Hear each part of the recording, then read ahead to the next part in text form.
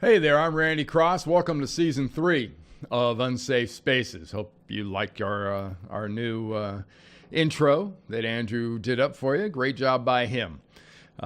We got a nice show for you here in the first episode of Season 3. A lot of the same familiar faces, a lot of the same familiar segments, and we'll be talking in our interview section with John Roman. He's the president at Defend Your Head.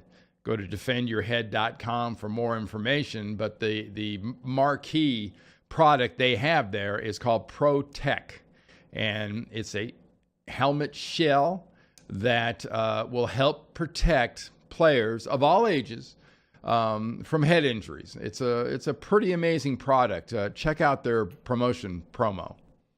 Defend Your Head is driven to make football safer. Their new soft shell helmet technology has been designed to form-fit the outer shells of current helmets, and scientific testing shows it's effective in reducing blunt force trauma.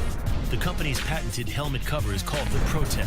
It is the first device permitted for practice and game use. Several Division I and top high school programs throughout the country are already seeing the benefits of the ProTech. For more information, visit defendyourhead.com. So we'll be speaking with John Roman about that, and that should be pretty special. But first, we'll talk a little bit of commentary. Hey, we've been excited here for the last week or so that football is back. Well, when it comes to football is back, you've got to talk about the national anthem and the subject that not only the president won't let die, the league, it seems, won't let it die. Jerry Jones of the Cowboys, his son Steven, their quarterback Dak Prescott, had a lot to say about the anthem policy, and the commissioner, Roger Goodell, decided it would be a really good idea if Jerry Jones would just not mention anything else about the anthem policy. Now, that's their prerogative, but do yourself a favor and have a flippin' policy. A policy isn't every team decides what they want to do. That's not how you run your sport in almost every other aspect. You've got to have a coherent policy on what happens. Players have a right to protest. Players have a right to get involved in all forms of social justice. God bless them. Let them do it. But have the flippin' business sense to know that the national anthem, the flag, veterans, all of the above that are associated with this project or this segment, this protest, whether you appreciate that or not, whether your players appreciate that or not, it's a bad move.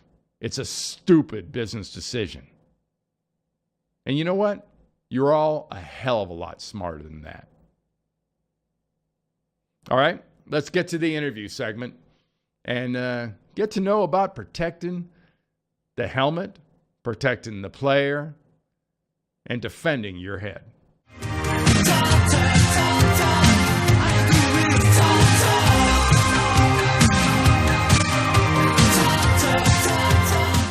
As promised, we're joined right now by John Roman. He's the president of ProTech.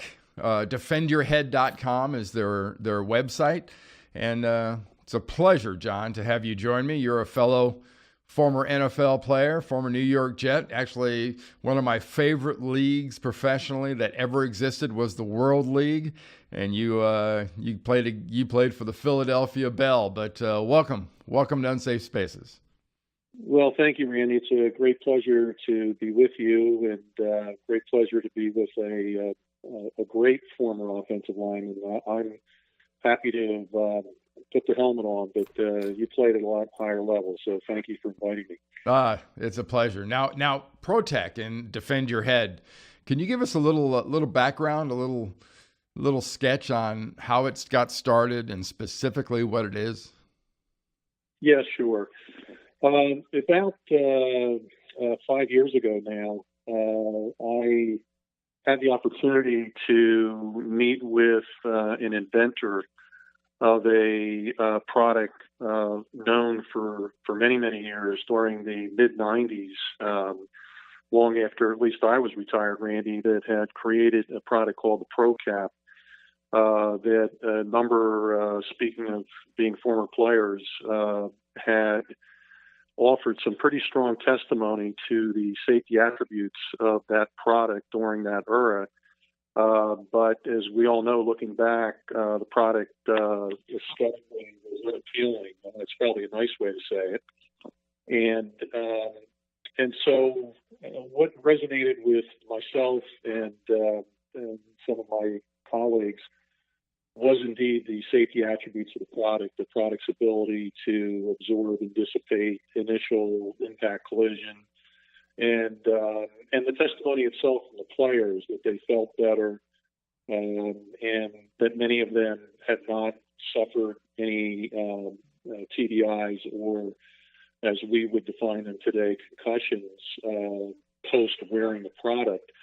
And so with that as a introduction, our team has come in and we've redesigned that product. It now covers 95% of the helmet, so you're getting entire coverage, as opposed to the old product, which was really more of a crown cover of the helmet. Right. Well, I remember, what was it? Mark Kelso, Steve Wallace, several players in the league wore that old cap look. They did, and I've had the opportunity to visit briefly with Steve and Mark Kelso. I've known on and off for about the last 4 years, and it's, I always say it's better for anyone who's really super interested to speak to these guys directly. I don't know that I could do it justice in the way that they describe their ability to play on with that product. And we're so entrenched in wearing the product, notwithstanding the fact that they were ridiculed for the look of it. So what we've done, Randy, since then, and over the last 3 years now, we'll have over 250 schools wearing our product. This season, probably over 25 D1 schools. Is we've redesigned the product to resemble the helmet. It's vented so that it matches the venting of the helmet. We have a spring-loaded attachment system which allows the cover now to move independent of the helmet, and that's a very important design mechanism that's allowed us to guide impact collision away. And that's why we think this ancillary energy management system is enhancing the helmet's inner shell technology, and we believe the safest way to play the game today. Yeah, I noticed that in studying on this last year during the 2017 season, you had some pretty high-profile teams believing in your product. I mean, LSU, North Carolina State, and Penn State got very involved. Not only did their kids wear them, they were very involved in the study themselves as to the benefits and what actually happens when you do or don't wear this product.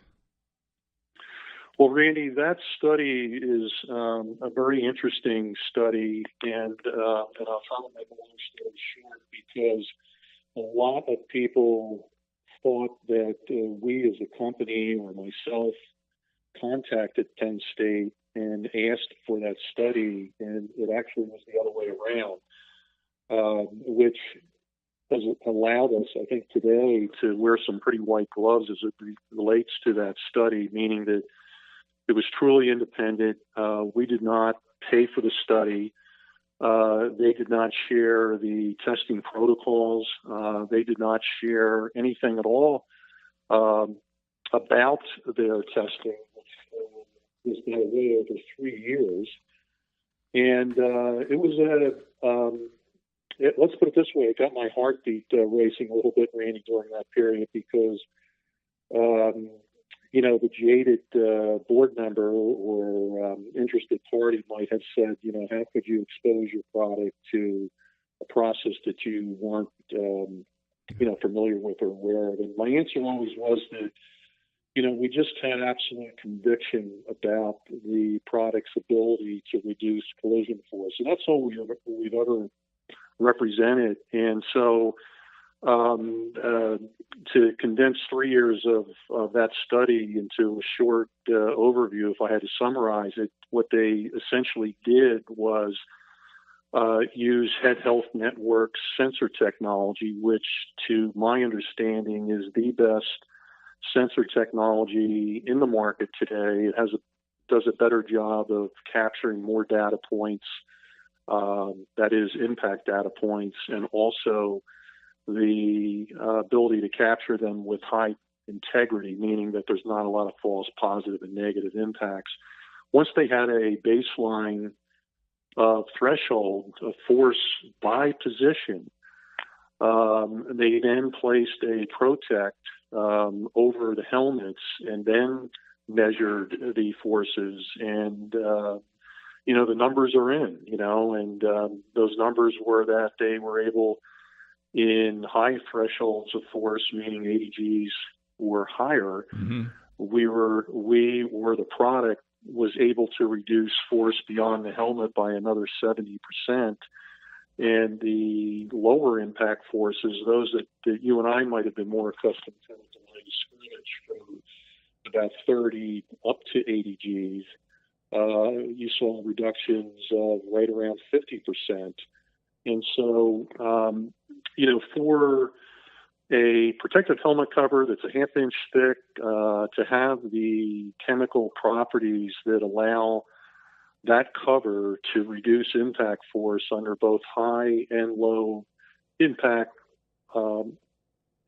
forces is a very significant breakthrough, we think, for making the game safe. Yeah, I mean, it's incredible to me in studying the product and studying your company and those results of that test.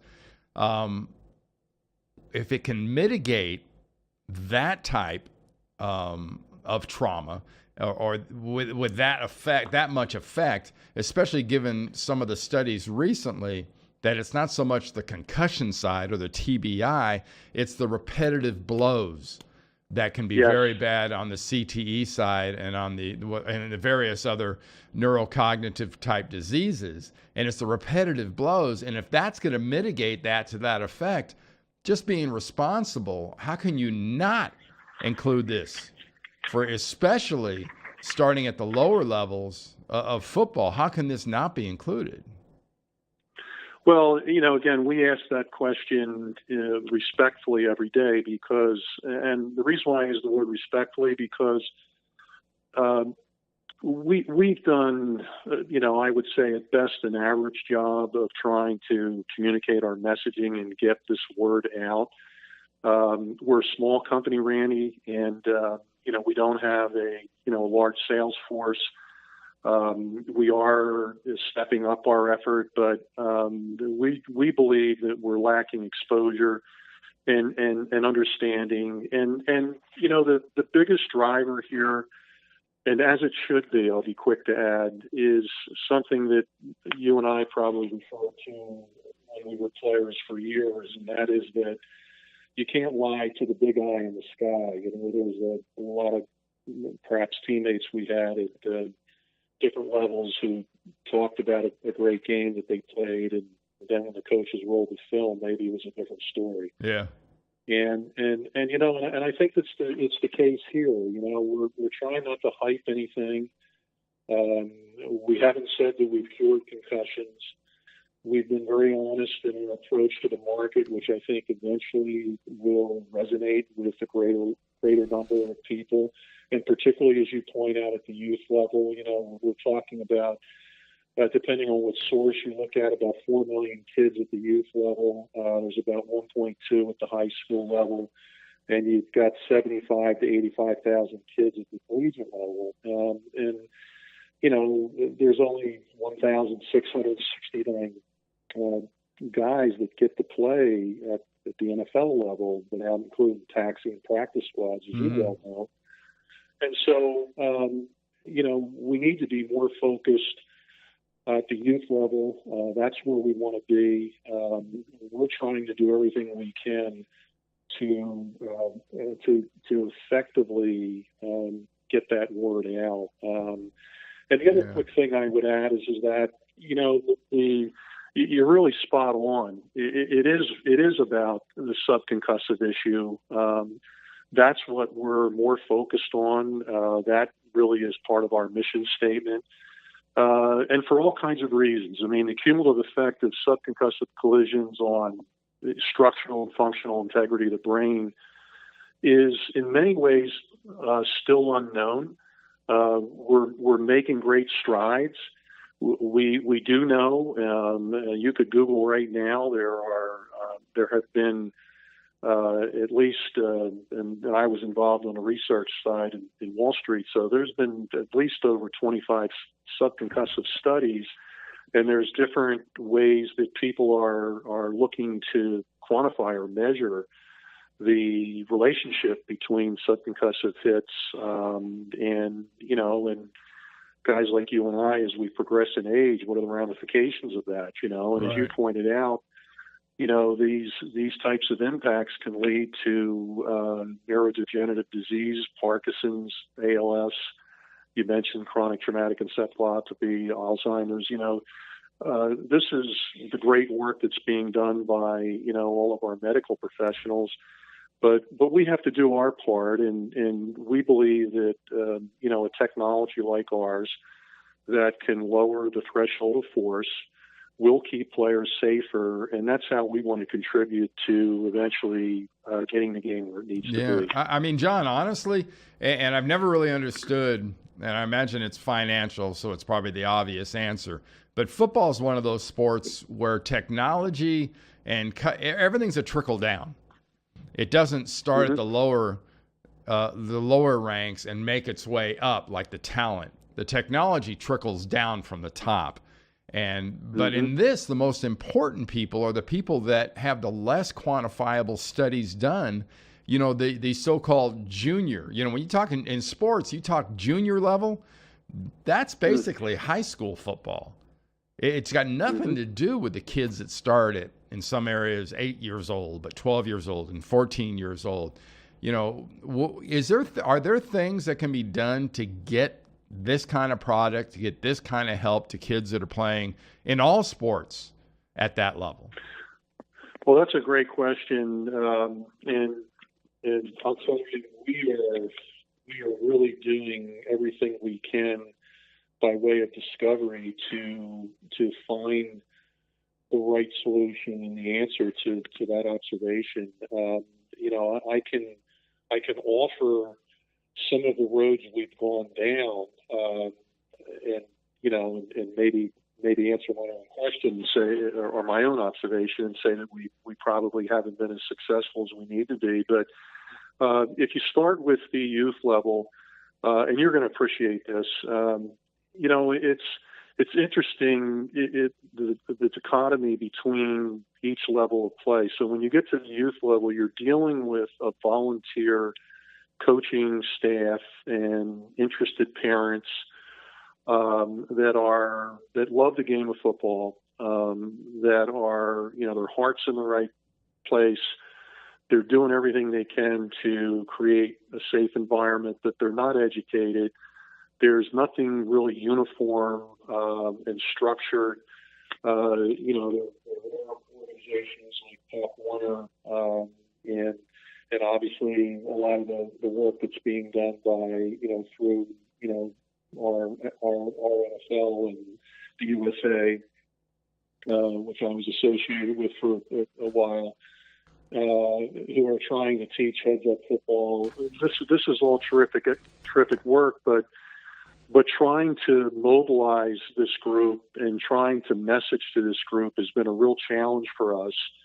We know that's where our product needs to be.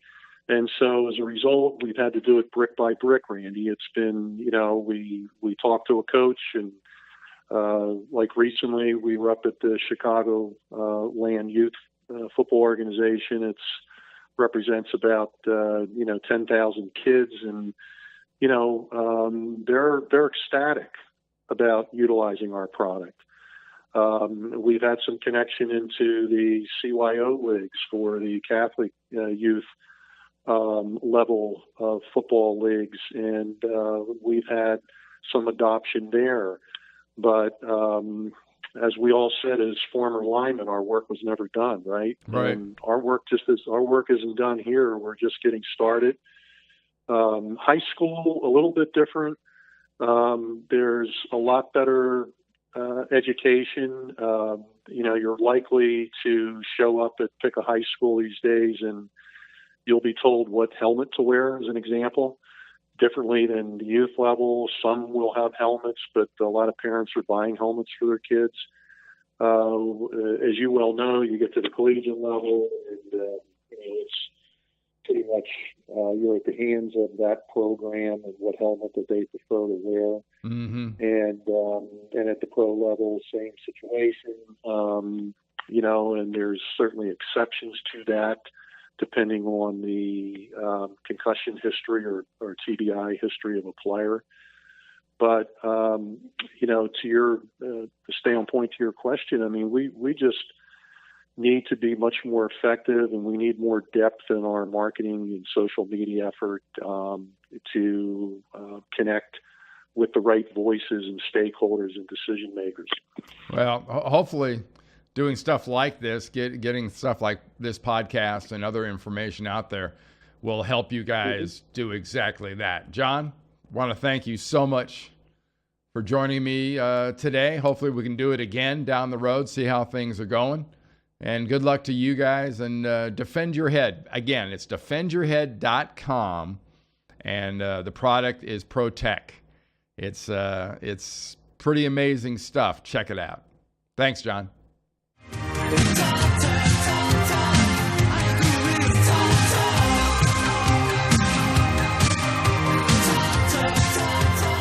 All right, thanks again to John Roman, president at Defend Your Head. And remember, it's defendyourhead.com. The product is ProTech, and it's PROTECH, so ProTech. And if you have a son, you have a grandson, you have a young person you're concerned with, they have to be wearing this product because it does make that much of a difference. Check it out. All right, time now for this season's first special Unsafe Spaces Sports.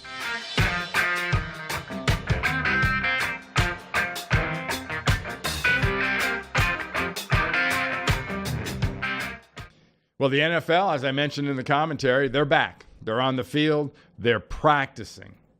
So every market has little special shows. We've got the NFL network. We've got ESPN. Everybody's got a little bit of taste of men in shorts. Some of them wear pads. Some of them wear helmets. They all wear shorts. Long shorts, all the time. Short shorts, not anymore. That's full pads. They wear those sometimes too.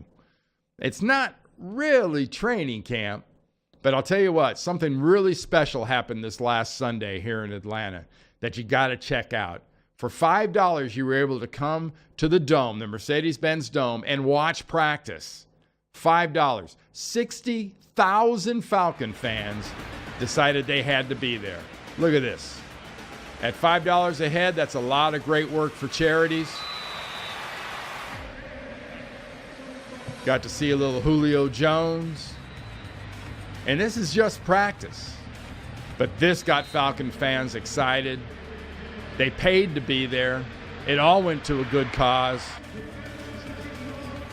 And I'll tell you what, fantastic for that organization, fantastic for Dan Quinn and his football team, but even more so, great job by Arthur Blank and that entire Falcons organization for putting on that event. That's some smart marketing for a great cause.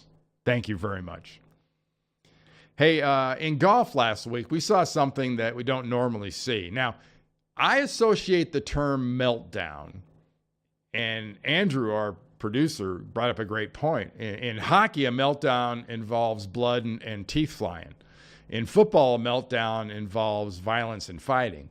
In baseball, it involves getting hit by a pitch and pretending to fight.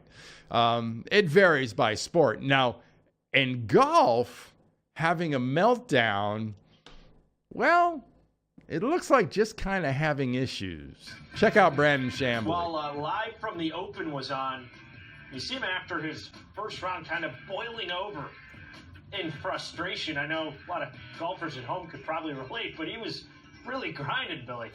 He really was, and, you know, swing after swing, and then when he didn't see the result, it was almost like, what am I doing? I mean, this is next level from a guy who's won twice in the PGA Tour. That looks like you're almost turning in all 14 clubs and just saying that this game has gotten the best of me, Jason. I think it's absolutely amazing that he was able to compose himself. I hate to, laugh at the guy's anguish, but that game will do that to you. And that's just video evidence that it'll do it to some of the best players in the world. Amazing. Hey, next story in sports. Every year, as you imagine, college football practices are getting ready to start. Some have already started in their shorts versions. But, coaches go on vacations. Coaches do projects and renovations. And new Nebraska head coach Scott Frost was doing a renovation on his house before the season started. So you can't live in the house when you're renovating it. So obviously they weren't around. Well, his home got robbed in Lincoln, Nebraska. And they didn't just steal the silverware. They got a lot of stuff. And when I say stuff, I mean soup to nuts. They took a little bit of everything out of Coach Frost's house. Check this out. This weekend, someone broke into head football coach Scott Frost's Southwest Lincoln home and took 14 championship rings, 10 from Oregon, 2 from Central Florida, and 2 from his playing days as a Husker. 5 Oregon Ducks Air Jordan tennis shoes and a Nintendo Wii. Estimated loss, $165,000. Safest thing for this stupid criminal to do is turn himself in and say, "My bad, didn't know it was his house, please protect me." No doubt. Scott Frost is a great guy. Got to wish him the best of luck there back at his alma mater. Kind of a rocky way to start things off. But like the radio host mentioned, I don't think I'd want to be that particular burglar in Lincoln, Nebraska. They take their football and their Huskers pretty dang seriously there. All right, let's finish off Unsafe Spaces Sports with a kind of a satire story. Carmelo Anthony was traded to the Atlanta Hawks. Well, not really kind of traded, but he was there for 5 days? So they could finalize a buyout, so the Hawks could waive him, so all his ex-teams, because these contracts keep going back to other teams, could be relieved of their contract obligations, I guess. It was pretty amazing. Great shot there, because you got a little Thunder, a little Atlanta, a little Houston Rockets jersey. The Carmelo Anthony era in Atlanta is over. Literally almost before it began. All right, that'll do it for Unsafe Spaces Sports. Now, we're going to welcome back an old friend. It's kind of a new friend and an old friend. It's a mashup. But I think you'll love the new Wambulance open.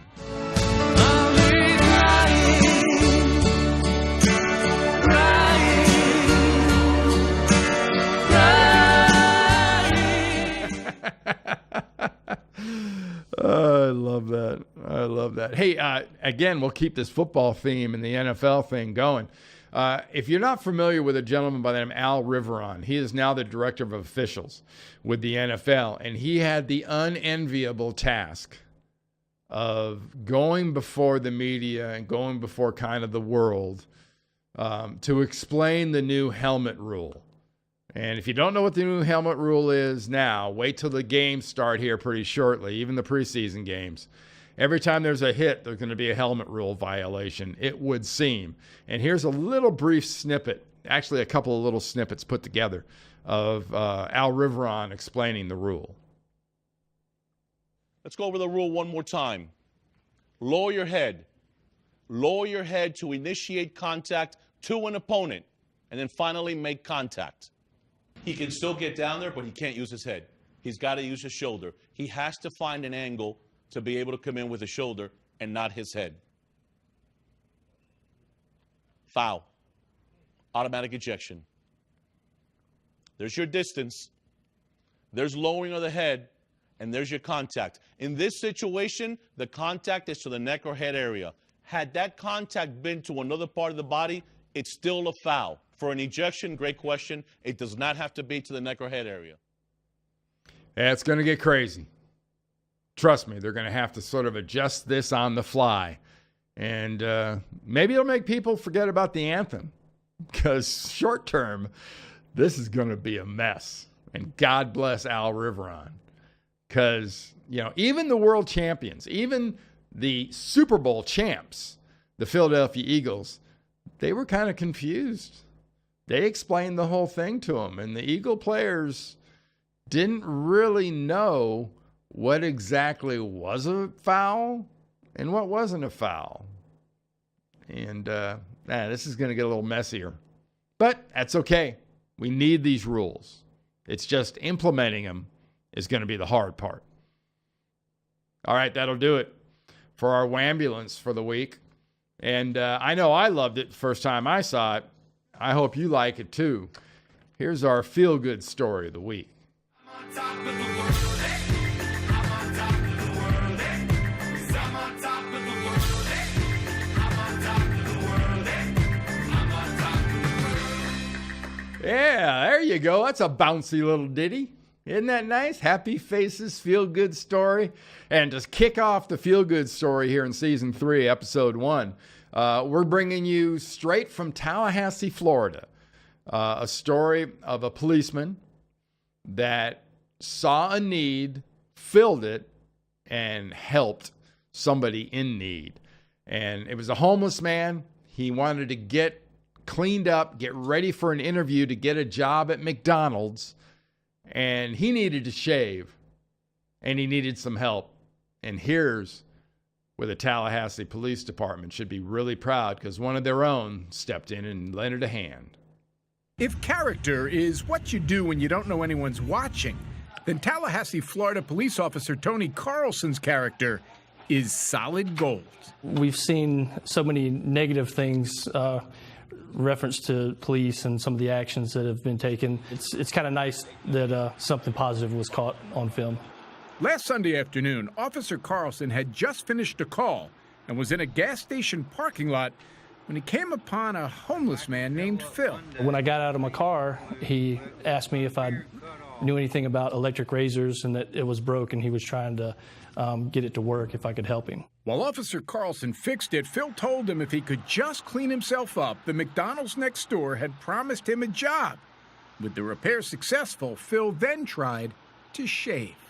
He was trying to shave. He obviously outside, didn't have a mirror or anything, and he was just getting patch after patch, and it wasn't going too well. So I said, hey, Phil, if you want me to do that, here, I could probably get it done a lot quicker than you sitting here struggling with it. A stranger with a cell phone saw what was going on, posted it on Facebook, and the good deed went viral.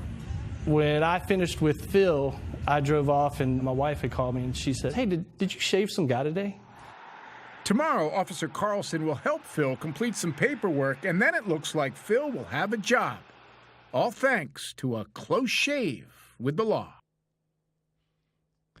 Yeah, fantastic stuff. I love those kind of stories, and a great kickoff to the feel-good segment here at Unsafe Spaces. Can't say enough of these great acts from our military, our first responders, police, fire, EMS. I mean, I'm a big fan. And when these kind of stories come up, we're going to feature them here at Unsafe Spaces. Want to remind you, though, where do you find it? How did you get here? Well, there's a lot of places you can get it. You can go to randycross.com. You can go to unsafespaces.com. You can go to YouTube, SoundCloud, iTunes, Facebook. You can go to Twitter. You can go to Instagram, Unsafe Spaces. We're all over the place. Find us, spread it around, and as always, if you have any questions or any suggestions, it's producer at unsafespacesUSA.com. Right now, in honor of football season, we're going to bring you a really special NFL Happy Trails. Happy trails to you. Until we meet again. Who cares about the clouds when we're together? Just sing a song and think about sunny weather. Happy trails to you. Till we meet again.